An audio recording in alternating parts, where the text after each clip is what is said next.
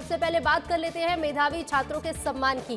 छत्तीसगढ़ में मेधावी बच्चों का सम्मान होगा। श्रमिकों के 31 मेधावी बच्चों का सम्मान किया जाएगा। छत्तीसगढ़ में मेधावी बच्चों को सम्मानित किया जाएगा। छत्तीसगढ़ के सीएम विष्णुदेव साय छात्रों का सम्मान करेंगे। बच्चों को 2-2 लाख रुपए की प्रोत्साहन राशि दी जाएगी। बोर्ड परीक्षा में उत्कृष्ट प्रदर्शन पर ये सम्मान मिलेगा। तो देखिए, उत्कृष्ट प्रदर्शन करने पर सम्मानित किया जाना है। 2-2 लाख रुपए की प्रोत्साहन राशि छात्रों को दी जाएगी। और बता दें आपको कि 31 छात्रों का सम्मान होगा।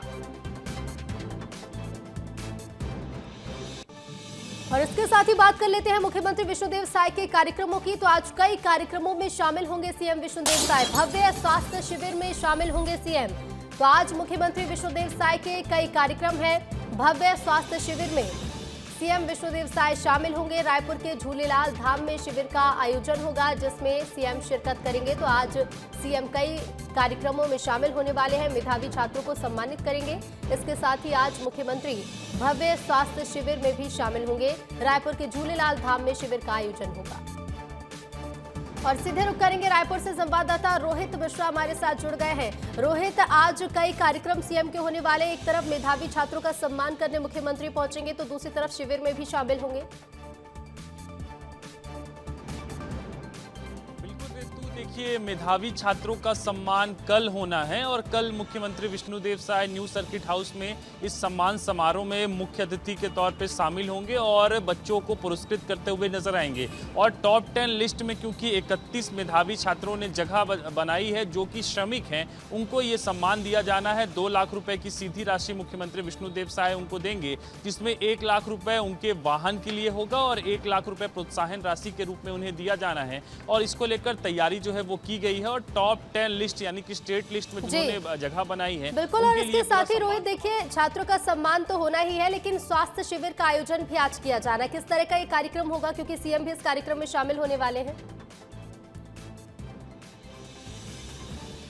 देखिए, बहुत भव्य स्तर पे इस कार्यक्रम का आयोजन किया जा रहा है। स्वास्थ्य मंत्री श्याम बिहारी जायसवाल, मुख्यमंत्री विष्णुदेव साय, इसके साथ ही राजस्व मंत्री टंकराम वर्मा सहित मंत्री और विधायक इस स्वास्थ्य शिविर में शामिल होने वाले हैं। इसमें साफ तौर पे राजधानी में ये शिविर लग रहा है। तो ऐसे में राजधानी वासी में जो गंभीर बीमारियों से पीड़ित हैं या फिर जिनको गंभीर बीमारियां हैं, डायबिटीज जैसी बीमारियां हैं या फिर कैंसर जैसी बीमारियां हैं, वो तमाम लोगों का यहाँ पर स्वास्थ्य शिविर में इलाज किया जाएगा। बिल्कुल, लोगों को इस स्वास्थ्य शिविर का लाभ मिलेगा और सीएम भी इसमें शामिल होंगे। फिलहाल शुक्रिया रोहित आपका तमाम जानकारी के लिए। और चलिए आगे बढ़ेंगे। अब बात करेंगे शाला प्रवेश उत्सव की। 16 जून से छत्तीसगढ़ में शाला प्रवेश उत्सव शुरू होगा। जनप्रतिनिधियों से सहभागिता की अपील की गई है। तो छत्तीसगढ़ में 16 जून से शुरू होगा शाला प्रवेश उत्सव और इस कार्यक्रम में शामिल होने के लिए जनप्रतिनिधियों से अपील की गई है कि सहभागिता दिखाएं। मुख्यमंत्री विष्णुदेव साय ने पत्र लिखकर जनप्रतिनिधियों से सहभागिता की अपील की है। लिखा है कि अधोसंरचना विकास सरकार की प्राथमिकता है। शिक्षा को जन अभियान बनाने की दिशा में राज्य सरकार की नई पहल है। 16 जून से कार्यक्रम की शुरुआत होने जा रही है शाला प्रवेश उत्सव, जिसके लिए सीएम ने पत्र भी लिखा है। और एक बार फिर से छत्तीसगढ़ में धर्मांतरण पर सियासत तेज होती हुई नजर आ रही है। पीसीसी चीफ दीपक बैज ने मानहानि का नोटिस भेजा है। तो छत्तीसगढ़ में धर्मांतरण का मामला एक बार फिर से जोर पकड़ रहा है। सियासत तेज हो गई है। दीपक बैज ने मानहानि का नोटिस भेजा है। मंत्री केदार कश्यप को नोटिस भेजा गया है। तो वहीं इस नोटिस पर मंत्री केदार कश्यप का बयान भी सामने आया है। उन्होंने कहा है कि दीपक बैज मतांतरित हो चुके हैं। धर्मांतरण को बढ़ावा देने वालों को बैज पोषित करते हैं। तो एक बार फिर से छत्तीसगढ़ में धर्मांतरण पर सियासत तेज होती हुई नजर आ रही है।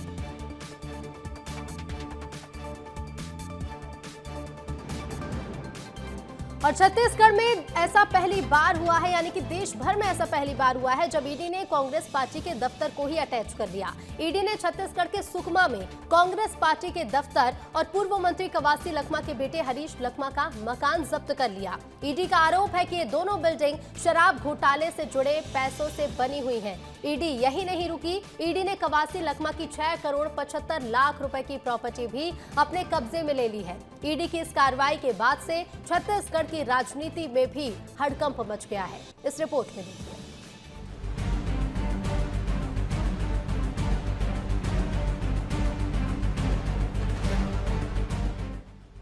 ये सुकमा स्थित कांग्रेस पार्टी का कार्यालय है।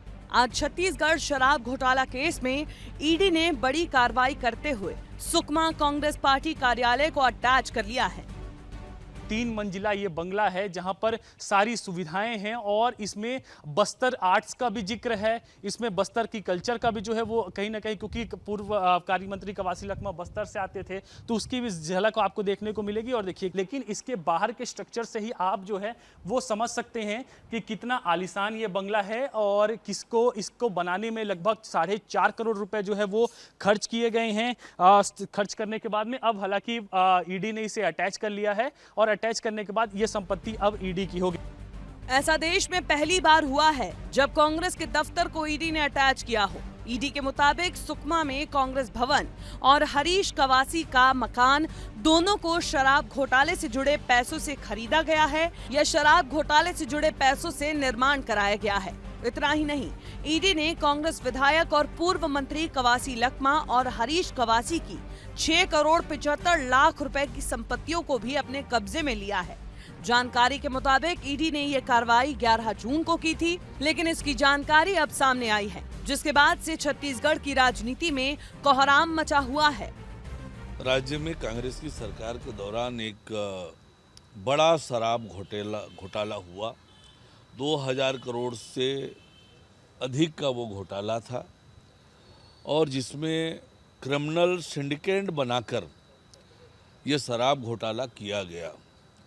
कांग्रेस कार्यालय की जितनी भी जानकारियां मांगी थी वो हमने डिटेल उपलब्ध करा दिया गया था और साथ ही कार्यकर्ताओं की मेहनत की से बना कांग्रेस भवन है। इस तरह से राजनीतिक द्वेष के साथ कार्रवाई मैं समझता हूं कि बिल्कुल भी उचित नहीं है। कांग्रेसियों पर दबाव बनाने के लिए इस तरह की कार्रवाई कर रही है। ये देश का पहला मामला है जब किसी राष्ट्रीय राजनीतिक पार्टी इस केस में कांग्रेस के कार्यालय को ईडी ने अटैच किया है। इससे पहले केवल व्यक्तियों या निजी कंपनियों की संपत्ति पर कार्रवाई होती आपने देखी होगी। ऐसे में ईडी के इस एक्शन ने राजनीतिक गलियारों में नई बहस को जन्म दे दिया है। विस्तार न्यूज के लिए रायपुर से रोहित मिश्रा की रिपोर्ट। और चलिए अब बात कोरोना की कर लेते हैं। छत्तीसगढ़ में तेजी से कोरोना बढ़ रहा है। प्रदेश में 99 पर पहुंच गई है कोरोना संक्रमितों की संख्या। तो बीते 24 घंटे में 12 पॉजिटिव केस सामने आए हैं और तेजी से कोरोना अब छत्तीसगढ़ में पैर पसार रहा है। संक्रमितों की संख्या 99 पर पहुंच गई है और बीते 24 घंटे में छत्तीसगढ़ से 12 पॉजिटिव मरीज सामने आए हैं। बता दें आपको, अब तक छत्तीसगढ़ में 49 मरीज ठीक हो चुके हैं, तो वहीं 50 मरीजों का इलाज जारी है और 9 जिलों से कोरोना संक्रमित सामने आ रहे हैं। और सीधे रुक करेंगे, संवाददाता रोहित मिश्रा हमारे साथ लाइव बने हुए हैं। रोहित, एक बार फिर से तेजी से कोरोना पैर पसारता जा रहा है और करीब 100 के करीब ये संख्या पहुंचने वाली है।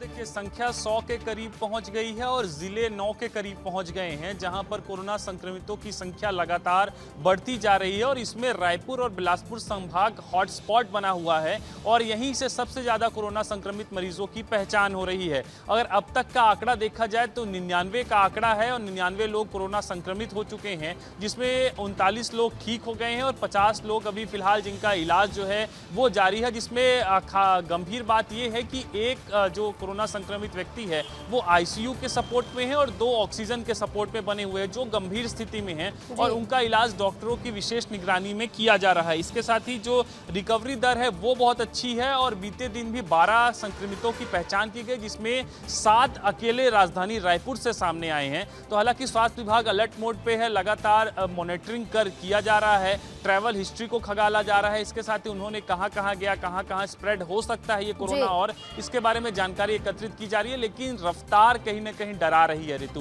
बिल्कुल, रफ्तार डरा रही है और ऐसे में अब किस तरह के कदम आने वाले समय में उठाए जाएंगे देखना होगा। रोहित, फिलहाल शुक्रिया आपका जानकारी के लिए। तो एक बार फिर से तेजी से छत्तीसगढ़ में कोरोना फैल रहा है और छत्तीसगढ़ के अंबिकापुर में भी कोरोना का नया मामला सामने आया। स्वास्थ्य विभाग के कर्मचारी को कोरोना हुआ, RT-PCR की रिपोर्ट पॉजिटिव आई है। वहीं स्वास्थ्य विभाग अलर्ट मोड पर है, होम आइसोलेशन में मरीज को रखा गया है। बता दें, छत्तीसगढ़ में कोरोना के एक्टिव केस की संख्या लगभग 45 से 50 के बीच में है और स्वास्थ्य विभाग के कर्मचारी को ही कोरोना हुआ। तो RT-PCR रिपोर्ट पॉजिटिव आई है और ऐसे में स्वास्थ्य विभाग पूरी तरह से अलर्ट मोड पर है। रायगढ़ में बाबा साहब अंबेडकर की प्रतिमा पर मिट्टी पोतने के लिए आरोपियों को पुलिस ने सबक सिखाते हुए उनका जुलूस निकाला है। दरअसल 9 जून को अज्ञात लोगों ने मूर्ति पर मिट्टी पोत दी थी, जिसके बाद पुलिस ने मामले की तहकीकात करते हुए अलग अलग टीम बनाकर आरोपियों को गिरफ्तार किया और उनका जुलूस भी निकाला। पुलिस ने इस पूरे मामले में प्रेस वार्ता कर खुलासा भी किया है।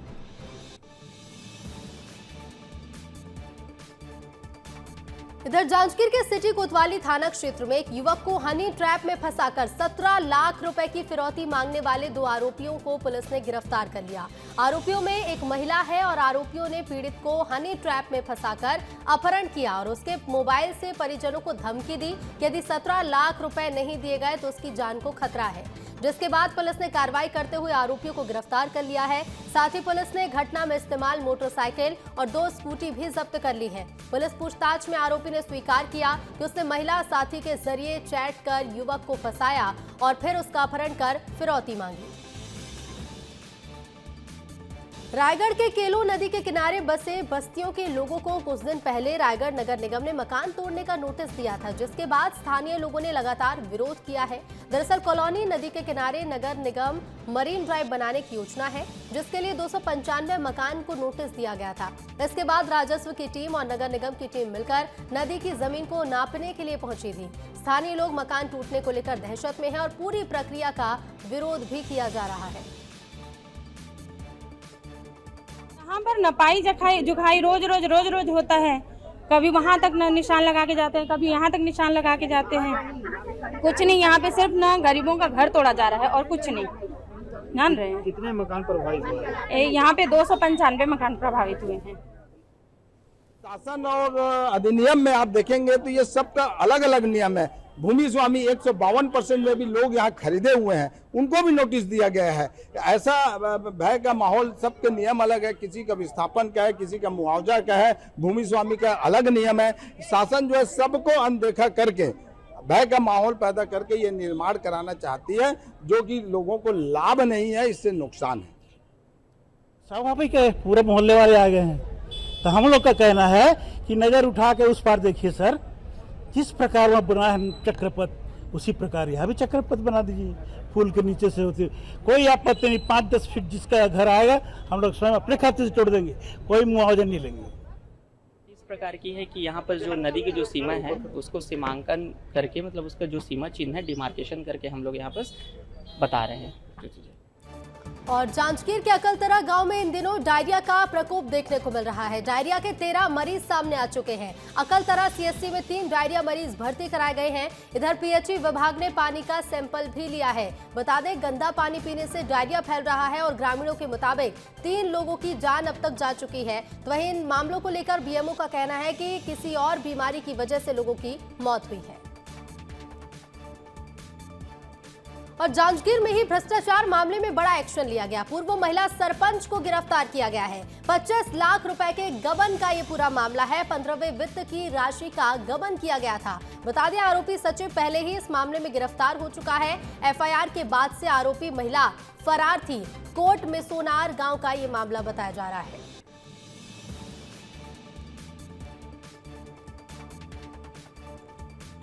भारत के क्रिकेटर सचिन तेंदुलकर अब खेल के जरिए सामाजिक बदलाव की बुनियाद रख रहे हैं। छत्तीसगढ़ के दंतेवाड़ा जिले में, जो लंबे समय से नक्सल प्रभावित क्षेत्र माना जाता रहा है, अब वहां खेल की नई सुबह होने जा रही है। मानदेशी फाउंडेशन के सहयोग से सचिन तेंदुलकर यहां 50 खेल मैदानों का निर्माण करा रहे हैं। ये पहल न सिर्फ युवाओं की शारीरिक और मानसिक विकास में मदद करेगी, बल्कि उन्हें मुख्य धारा से जोड़ने का माध्यम भी बनेगी।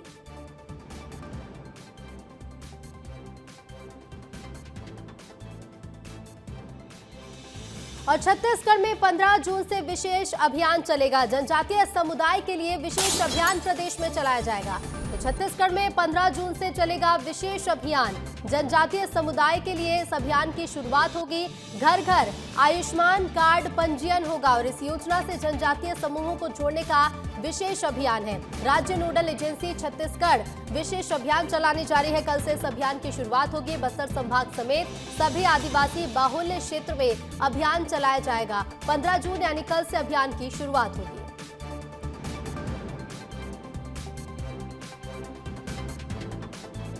और जांजगीर चांपा में एक ऐसा गांव है जहां की सड़क पर मौत के गड्ढे बन गए हैं, यानी सड़क पर मौत का कुआं बना हुआ है और लोग जान हथेली पर लेकर जानलेवा गड्ढों से होकर गुजरने को मजबूर हो गए हैं।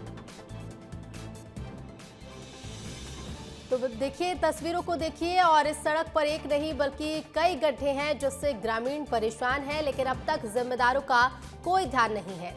हादसे बढ़ रहे हैं और ऐसे में अब तक जिम्मेदारों ने इस सड़क को सुधारने का काम शुरू भी नहीं किया है, ना ही यहां पर ध्यान दिया जा रहा है। तस्वीरों में आप देख सकते हैं कि किस तरह से एक ही जगह पर बहुत सारे गड्ढे हैं। गोविंदा से पेंड्री गांव तक 4 किलोमीटर की सड़क पूरी तरह से जर्जर हो चुकी है और सड़क पर 2 से 2.5 फीट के बड़े बड़े जानलेवा गड्ढे हैं, जिससे लोग अपनी जान हथेली पर लेकर इस रास्ते से गुजरते हैं और आए दिन हादसे की वजह से लोग परेशान भी होते हैं और उन्हें चोट भी लगती है। समस्या होती है रोड की वजह से, तो बहुत ही ज्यादा समस्या आने जाने में। बच्चे स्कूल जाते हैं, रेगुलर कॉलेज जाते हैं नवागढ़ बस में, तो बहुत ही ज्यादा समस्या है। ड्रेस, बच्चों का ड्रेस, छोटा छोटा बच्चे हैं। यहाँ गोविंदा में स्कूल है, हमारे गांव धारासिव में स्कूल है, बच्चे रोजाना स्कूल जाते हैं, कॉलेज जाते हैं, उसके लिए बहुत ज्यादा समस्या है। और आने जाने में तो बहुत ही ज्यादा समस्या है। बाइक में आते जाते हैं, कभी कभी बहुत ज्यादा एक्सीडेंट हो रहा है। और रेता गाड़ी है, रेता गाड़ी को सबसे ज्यादा ध्यान देना चाहिए। बरबसपुर से रेता गाड़ी निकल रहा है, गोविंदा से रेता नहीं निकल रहा है। तो देखिए, सड़क हादसों की संख्या ऐसे में बढ़ती जा रही है। इधर पीडब्ल्यूडी ने नदी में करोड़ों का पुल तो बना दिया, लेकिन विडंबना ये है कि 1 दशक से ज्यादा का वक्त बीत जाने के बाद भी रोड पर पीडब्ल्यूडी विभाग या फिर जिम्मेदारों का कोई भी ध्यान नहीं है। यानी पुल बना हुआ है लेकिन रोड कच्ची ही है, जिससे लोगों को खासा दिक्कतों का सामना करना पड़ रहा है। और जब इसके साथ ही देखिए, विस्तार न्यूज इस मामले को लेकर अधिकारियों तक पहुंचा तो उन्होंने कहा कि ग्रामीण कलेक्ट्रेट पहुंचे थे। बजट में बमनीडीह क्षेत्र के लिए 2 सड़क का अप्रूवल भी मिला है। विभागीय काम पूरा होने के बाद आगे का कार्य किया जाएगा। गोविंदा गांव के ग्रामीण भी आए थे यहाँ पर कलेक्टर साहब से निवेदन करने। इस संबंध में जो कार्यपालन अभियंता है पीडब्ल्यूडी विभाग के, उनसे भी जानकारी ली गई है। उनके द्वारा बताया गया कि कुछ जो नए बजट में स्वीकृत हुए हैं सड़क, उसमें 2 सड़कें बमनीडीह ब्लॉक के लिए भी स्वीकृत हुई हैं। तो उसमें आगे जो है स्वीकृति तो मिल गई है, उसके बाद आगे जो प्रक्रिया है उनकी विभागीय, उसके आधार पर आगे कार्य उसमें कराया जाए। अहमदाबाद विमान दुर्घटना में जान गंवाने वालों की संख्या बढ़कर 275 हो गई है। इसमें से 241 लोग विमान में सवार यात्री और चालक दल के सदस्य हैं। उधर विमान जिस मेडिकल कॉलेज के हॉस्टल पर गिरा, वहां के 5 लोग भी मरने वालों में शामिल हैं। पीएम मोदी ने भी अहमदाबाद पहुंचकर विमान हादसे की जगह का जायजा लिया और सिविल अस्पताल में जाकर घायलों से मुलाकात की। आखिर क्यों हुआ ये हादसा, जानकर क्या सोच रहे हैं इस पूरे हादसे पर, इस रिपोर्ट में देखिए। एक हादसा जिसमें 265 जिंदगियां उजड़ गईं। एक प्लेन क्रैश जिसने 265 परिवारों को रोने बिलखने पर मजबूर कर दिया। अहमदाबाद में प्लेन गिरा और पूरा देश रोया। दोपहर 1:38 पर विमान ने उड़ान भरी। 1:40 पर वो धराशायी हो गया। AI-171 फ्लाइट सरदार वल्लभ भाई पटेल एयरपोर्ट के रनवे नंबर 23 से उड़ी और मेघानी नगर के बीजे मेडिकल कॉलेज के हॉस्टल से जा टकराई।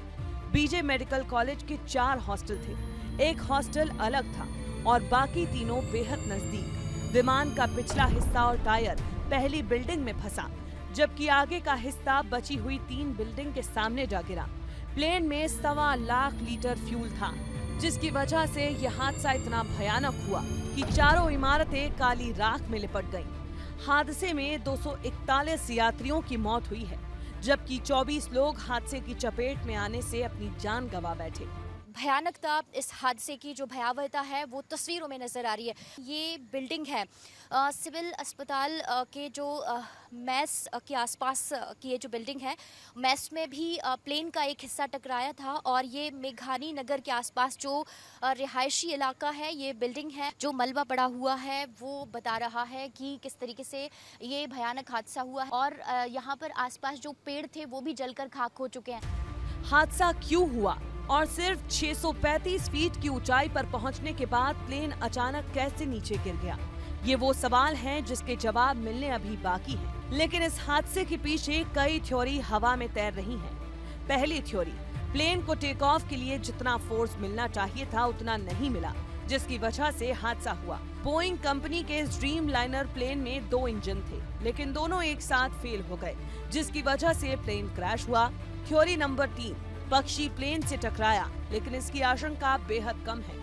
चौथी थ्योरी, टेम्परेचर बहुत ज्यादा था और प्लेन में तकनीकी खराबी आई, जिसकी वजह से फ्यूल सप्लाई सही से नहीं हो सकी और प्लेन क्रैश हुआ। मुझे जो लग रहा है ये एरोडायनेमिक स्टॉल हुआ है। इसमें जहाज़ को जो पावर उड़ने के लिए चाहिए होता है, क्योंकि टेक ऑफ करने के बाद, एयरबोर्न होने के बाद सिर्फ 120 सेकंड, सिर्फ 2 मिनट जहाज़ हवा में रहा है। तो ये तो एक जैसे ही टेक ऑफ किया और टेक ऑफ करने के बाद जो उसको जो पावर मिलना चाहिए, तो टोटल मैं समझता हूँ कि पावर लॉस रहा, इंजन फेलियर रहा। इस हादसे में जान गंवाने वालों में 241 यात्रियों के साथ डॉक्टर्स भी हैं, जिनमें से एक परिवार ग्वालियर का है। ग्वालियर के आर्यन बीजे मेडिकल कॉलेज में MBBS की पढ़ाई कर रहे थे और मौत का प्लेन खाना खाते समय आर्यन के ऊपर जा गिरा। पूरा गांव इस त्रासदी से दुखी है। माँ बाप बेटे की मौत की खबर से अनजान हैं और गांव वाले हर किसी से गुहार लगा रहे हैं कि बेटे की मौत की बात इस परिवार को न बताई जाए। बताया जा रहा है कि जब ये हादसा हुआ था तो आर्यन मेस में खाना खा रहा था और उसी समय ये प्लेन क्रैश हो गया। ग्रामीण हैं काफ़ी दुखी हैं और बताया जा रहा है कि आर्यन वहाँ पर MBBS की तैयारी कर रहा था और काफ़ी होनहार छात्र था। अब जो उनके घर को मालूम नहीं है, गांव वाले कितने दुखी हैं अभी यहाँ पे, बहुत बुरी समस्या हो रही है। तो बताया नहीं उनके घर वालों को अभी किसी ने। बिल्कुल, देखिए अभी तक गांव वालों ने बताया नहीं है आर्यन के माता और पिता को कि आर्यन इस दुनिया में नहीं है। उनको ये बताया है कि अभी गंभीर रूप से घायल है। 241 यात्रियों में एक नाम इंदौर की हरप्रीत कौर का भी था, जो पति रोबी होरा से मिलने लंदन जा रही थी। पति का 16 जून को जन्मदिन था। रोबी होरा ने ही अपनी पत्नी हरप्रीत की टिकट कराई थी, लेकिन पति से मिलने की इच्छा मौत में बदल जाएगी, ये किसी ने नहीं सोचा था। बहुत बुरा हुआ, बहुत बुरा हुआ। हमारे तो कुछ बोलने सुनने के लिए नहीं बचा। ये जो हरप्रीत थी वो पहले बेंगलोर में जॉब करती थी और बेंगलोर में जॉब करने के बाद उसके फादर को अटैक आया था, तो उसके ऑपरेशन वगैरह हुआ था, तो वो रुक गई थी यहाँ पे कि जॉब छोड़ के कि मैं उसके बाद में चली जाऊँगी वहाँ पे लंदन। तो वो टिकट वहाँ से उन्होंने कंफर्म करके भेज दिया और यहाँ पर यह हादसा हो गया। अहमदाबाद से लेकर इंदौर तक हर दीवार, हर सड़क, हर एक घर इन परिवारों की उदासी और दुख का गवाह है। अपने चले गए हैं, लेकिन उनके पीछे दुखों का पहाड़ परिवारों पर टूटा है, जिसकी भरपाई करना नामुमकिन है। अहमदाबाद से रंजना दुबे, ग्वालियर से अनिल गौर और इंदौर से पुनीत विजयवर्गीय के साथ विस्तार न्यूज ब्यूरो।